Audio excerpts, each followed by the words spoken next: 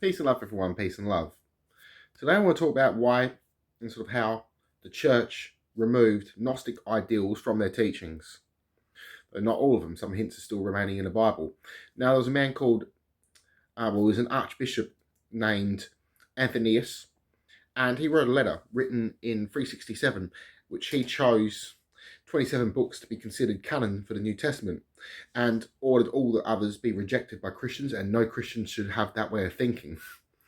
So imposing their beliefs on others, ordering it. Now, he was not the first bishop to try remove Gnostic writings or dismiss the Gnostics or even other groups of Christians. Now, there was a 2nd century bishop who was also a heresy hunter. He was a prominent figure in the Catholic Church, Irenaeus of Lyons. Now, thankfully, he didn't succeed because a lot of monks chose to bury writings that he wanted to destroy. He also wrote a book against heresies. Now, some bishops chose to hide the books in their own burial chambers. So they didn't want the Roman Church or the hierarchy to destroy it.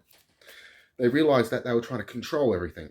So they rebelled, in a sense, and kept these writings. And a lot of these writings that we found was, say, the Nag Hammadi library. So it was lucky we have these writings, because they could have easily ended up in a private collection, because these sort of people in power don't want you to know the deeper truths.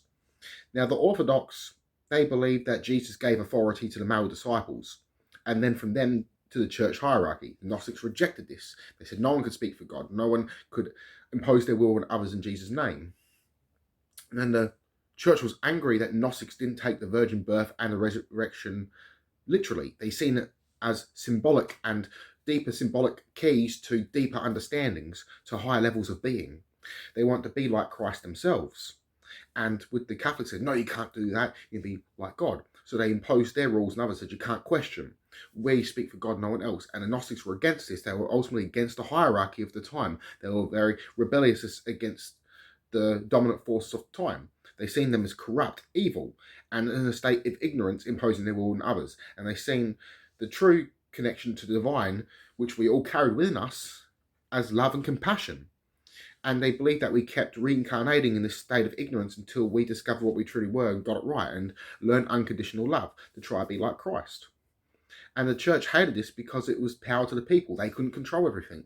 The Gnostics upwardly spoke that these church leaders, they say, oh, be pious and be poor, but they live in these fancy mansions and they eat the finest foods and get treatment. And they say for the poor that God enjoys suffering.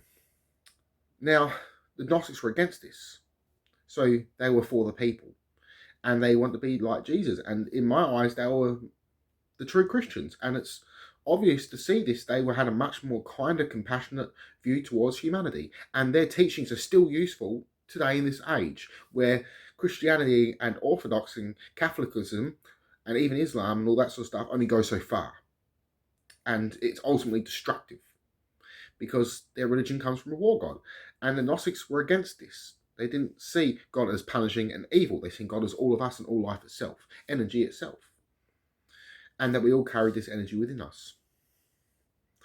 Peace and love, everyone. I love you all. Till one, mind and soul. Namaste.